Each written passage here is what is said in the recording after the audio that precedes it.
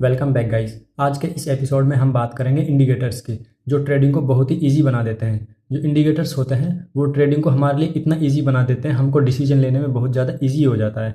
जैसे हमको कहाँ पर बाय करना है, कहाँ पर सेल करना है, अप ट्रेंड चल रहा है या डाउन ट्रेंड चल रहा है, इन सारी चीज़ों को हम इंडिकेटर्स के बेसिस पे आसानी से पता लगा सकते हैं। मोस्ट बिगिनर्स 10-10 इंडिकेटर्स यूज़ करते हैं और कन्फ्यूज हो जाते हैं। आज मैं आपको इस वीडियो में सिंपल और पावरफुल इंडिकेटर्स सिखाऊंगा। अब मैं आपको बताता हूँ इंडिकेटर्स क्या होते हैं। इंडिकेटर्स बेसिकली मार्केट का टूल्स होते हैं जो प्राइस को एनालाइज करने में हमारी हेल्प करते हैं। इंडिकेटर्स से हमको डायरेक्शन और टाइमिंग समझने में काफ़ी हेल्प मिलती है। अब समझते हैं टाइप्स ऑफ इंडिकेटर्स। इंडिकेटर्स दो टाइप के होते हैं, लीडिंग और लैगिंग। लीडिंग सिग्नल पहले देते हैं और जो लैगिंग है वो ट्रेंड कंफर्म करने में हमारी हेल्प करते हैं। जो लैगिंग है वो ट्रेंड कंफर्म करता है, अप ट्रेंड है या डाउन ट्रेंड है। अब हम कुछ पॉपुलर इंडिकेटर्स देख लेते हैं। सबसे पहले देखते हैं मूविंग एवरेज, जिसको आप ईएमए के नाम से भी जानते हैं, exponential moving average.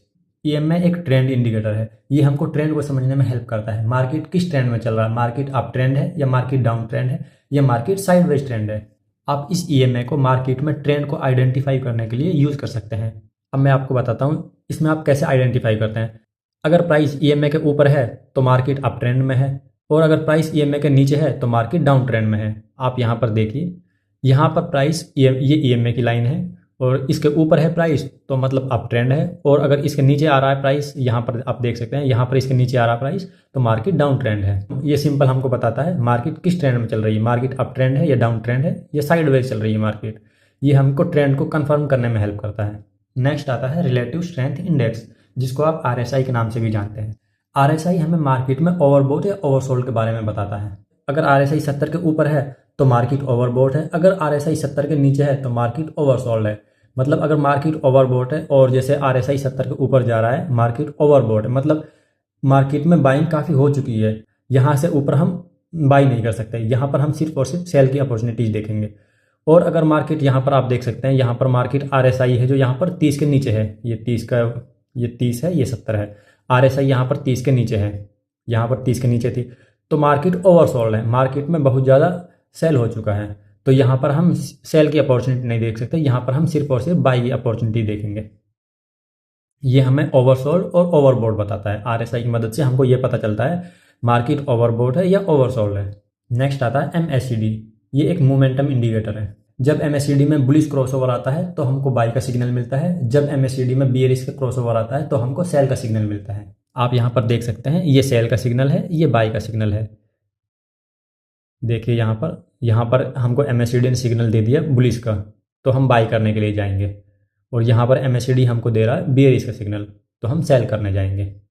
Bearish crossover और बुलिश क्रॉसओवर, आप यहाँ पर देखिए क्रॉसओवर हो रहा है, और ये बुलिश क्रॉसओवर है, और ये यहाँ पर फिर क्रॉसओवर हो रहा है, ये बेरिश क्रॉसओवर है। How to use indicators. अब मैं आपको बताऊंगा इंडिकेटर्स को आपको कैसे यूज़ करना चाहिए। इंडिकेटर्स को हमेशा किसी दूसरे इंडिकेटर के साथ या किसी दूसरी स्ट्रेटजी के साथ कंबाइन करके यूज़ किया जाए। जितनी स्ट्रेटजी आपकी सिंपल रहेगी उतनी स्ट्रेटजी आपकी बेस्ट रहेगी, आपकी डिसीजन मेकिंग जो पावर रहेगी वो हाई हो जाएगी। अब कुछ कॉमन मिस्टेक्स के बारे में जान लेते हैं। नंबर 1, बहुत सारे इंडिकेटर्स लगा देना। अब आप यहाँ पर देख सकते हैं इस चार्ट में कितने सारे इंडिकेटर्स लगे हुए हैं, एकदम जाल बना हुआ, कुछ भी समझ नहीं आएगा इसमें। ये बिगनर की बहुत बड़ी मिस्टेक है, बहुत सारे इंडिकेटर्स लगा देना। Number 2, blind signal. बाई का सिग्नल दिया या सेल का सिग्नल दिया, हमने तुरंत उस पर अपनी एंट्री बना ली विदाउट कन्फर्मेशन के। हमको ब्लाइंड ही सिग्नल नहीं लेने, हमको उनके साथ कंफर्म भी करना है, कोई दूसरी स्ट्रेटजी यूज़ करनी है, कोई दूसरा इंडिकेटर भी लगाना है। जब हमको श्योर हो जाए, फुल कंफर्म हो जाए हमारी स्ट्रेटजी, उसके बाद ही हमको अपनी एंट्री बनानी है। Number 3, no confirmation. जो बिगनर्स होते हैं वो सिर्फ और सिर्फ एक इंडिकेटर के बेसिस पर ही अपनी ट्रेड बना लेते हैं, अपनी एंट्री बना लेते हैं, जबकि ऐसा नहीं करना चाहिए। उनको कन्फर्मेशन लेना चाहिए। अगर आप आरएसआई यूज़ कर रहे हैं, आरएसआई आपको बाई और सेल का सिग्नल दे रहा, आप उसके बेसिस पे आप ट्रेड कर रहे हैं, तो वो फेक भी हो सकते हैं, फेक ब्रेकआउट्स हो सकते हैं, फेक सिग्नल्स हो सकते हैं। आपको कोई दूसरा इंडिकेटर या अपनी दूसरी स्ट्रेटजी उसके साथ यूज़ करनी चाहिए। जब आपको दोनों चीज़ों से कंफर्म हो जाए, दो स्ट्रेटजी यूज़ कर रहे हैं या 3 स्ट्रेटजी आप यूज़ कर रहे हैं, 3 इंडिकेटर यूज़ कर रहे हैं, जब सारी चीज़ें कंफर्म हो जाए उसके बाद आप कंफर्मेशन करें, उसके बाद आप अपनी ट्रेड करें। विदाउट कंफर्मेशन अगर आप ट्रेड करने जाएंगे तो आप लॉस करेंगे। अब मैं आपको एक प्रो स्ट्रेटजी बताने वाला हूँ, आप इंडिकेटर्स को कैसे यूज़ करें। आप इंडिकेटर्स को अकेले यूज़ ना करें, इंडिकेटर्स को आप ट्रेंड के साथ यूज़ करें और सपोर्ट रेजिस्टेंस के साथ यूज़ करें। जब ये तीनों चीज़ें मिल जाएंगी, जब आपकी जो एक्यूरेसी है जो ट्रेडिंग की, वो काफ़ी हद तक बढ़ जाएगी। जैसे इंडिकेटर्स, आपने कोई एक इंडिकेटर लगा लिया, ईएमए लगा लिया जैसे आपने इंडिकेटर, उसके साथ आप कोई ट्रेंड का इंडिकेटर लगाइए, एक मोमेंटम का इंडिकेटर लग गया, एक ट्रेंड का इंडिकेटर लग गया, फिर आप सपोर्ट और रेजिस्टेंस भी देख रहे हैं साथ में, तो आपकी जो एक्यूरेसी है वो बहुत ज़्यादा बढ़ जाएगी। तो आपको ट्रेड लेने में आसानी होगी, जो आपकी ट्रेडिंग की एक्यूरेसी है वो काफ़ी हद तक इंप्रूव होगी। अब मैं आपको चार्ट पर ले चलकर कुछ दिखा देता हूँ कैसे कैसे सिग्नल्स मिलते हैं। अब मैं आपको दिखाऊंगा इंडिकेटर कैसे लगाते हैं। सबसे पहले अब ये चार्ट क्लीन है एकदम, आपको कोई इसमें इंडिकेटर दिखाई नहीं दे रहे, क्लीन चार्ट है।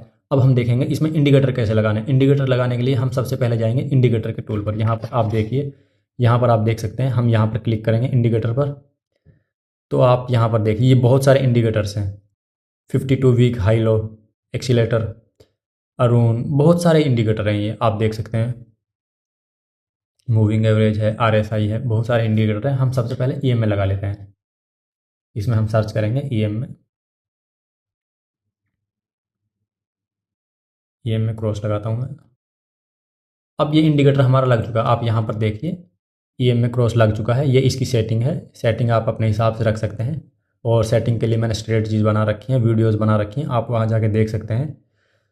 अब आप देखिए इस इंडिकेटर में दो लाइन आपको दिख रही होगी, एक ग्रीन दिख रही है, एक ऑरेंज कलर की दिख रही है, और ये आपको प्लस का साइन भी दिख रहा होगा।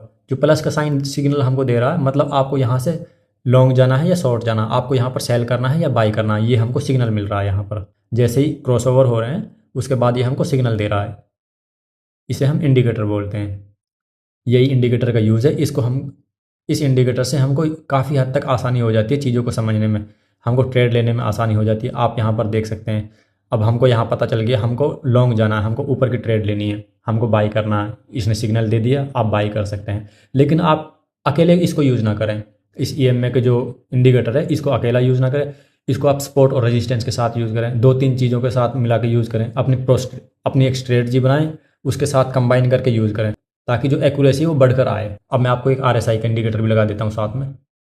हम यहाँ पर सर्च करेंगे RSI, ये आ गया। देखो गाइस, अब RSI का इंडिकेटर लग चुका, आप यहाँ पर देख सकते हैं RSI का इंडिकेटर लग चुका है। ये सेटिंग्स है इसकी, ये 70 है और ये 30 है। अगर 30 के नीचे मार्केट रहेगी तो ओवरसोल्ड रहेगी, अगर 70 के ऊपर मार्केट रहेगी तो ये ओवरबॉट रहेगी। आप यहाँ पर देख सकते हैं, यहाँ पर आप देखिए ये 70 के ऊपर जा रहा है, तो मतलब यहाँ पर मार्केट ओवरबॉट है। यहाँ पर हम अगर बाई करने जाएंगे तो हमारे स्टॉप लॉस हिट हो जाएगा, हम लॉस कर जाएंगे। यहाँ पर हमको बाई नहीं करना, यहाँ पर हमको सिर्फ और सिर्फ सेल की अपॉर्चुनिटी देखनी है। हमको इसको भी अकेले यूज़ नहीं करना, इसको भी हमको दूसरी चीज़ों के साथ मिला के यूज़ करना, जैसे सपोर्ट और रेजिस्टेंस के साथ मिला के यूज़ कर लिया, जैसे ट्रेंड का कोई इंडिकेटर पकड़ लिया उसके साथ में यूज़ कर लिया। अब मैं आपको ये दिखा देता हूँ जब मार्केट ओवरसोल्ड होती है तब ये कैसे दिखता है।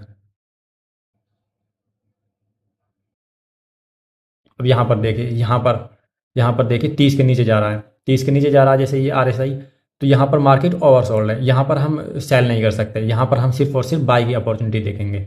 ये कुछ इंडिकेटर्स हैं, बहुत सारे इंडिकेटर्स हैं मार्केट में, आप सबको बैक टेस्ट कर सकते हैं, जो आपके लिए बेस्ट हो आप उसे यूज़ कर सकते हैं। और इन इंडिकेटर्स को आप एक दूसरे के साथ कंबाइन करके यूज़ करें। अगर इंडिकेटर्स को आप एक दूसरी स्ट्रेटजीज के साथ मिलकर यूज़ करेंगे तो स्ट्रेटजी आपकी प्रो लेवल की बन जाएगी और हाई एक्यूरेसी बन जाएगी, और उसमें जो चांसेस रहेंगे वो आपकी विनिंग के चांसेस ज़्यादा रहेंगे, लॉस इसमें कम होंगे। और आपको हमेशा, अगर आपने कोई स्ट्रेटजी बनाई है तो आप अपनी स्ट्रेटजी को प्रॉपर यूज़ करें। आप स्ट्रेटजी को एक दिन यूज़ करके छोड़े ना, अगर आप स्ट्रेटजी को एक दिन यूज़ करके छोड़ देंगे तो वो आपकी स्ट्रेटजी नहीं मानी जाएगी। स्ट्रेटजी को कम से कम 1 महीना रन करके देखो। स्ट्रेटजी को जब हम कंटिन्यू चलाएंगे उसके बाद ही उसके रिजल्ट्स निकलेंगे, क्योंकि स्ट्रेटजी हमको लॉस भी देती है, प्रॉफिट भी देती है, उसी बेस पे स्ट्रेटजी के रिजल्ट्स निकलते हैं। एक दिन से अगर हमको लॉस हो गया तो हमको अपनी स्ट्रेटजी बंद नहीं करनी, क्योंकि जो स्ट्रेटजी के रिजल्ट्स होते हैं वो महीने या 2 महीने के बाद ही निकल कर सामने आते हैं।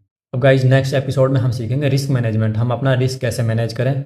हर शाम को 7 बजे मैं अपना एक एपिसोड लाता हूँ। गाइज अगर आपको ये वीडियो पसंद आई हो तो लाइक कर दीजिए, चैनल को फॉलो कर लीजिए और अपने फ्रेंड्स के साथ शेयर कर दीजिए। गाइज अगर आपको मेरी लाइव ट्रेड्स देखनी है तो मेरा जो टेलीग्राम का चैनल है उसका लिंक मैंने डिस्क्रिप्शन में दिया है, उसको ज्वाइन कर लीजिए। उस पर मैं अपनी जो भी ट्रेड्स लेता हूँ उस पर तुरंत पोस्ट कर देता हूँ। Thank you guys.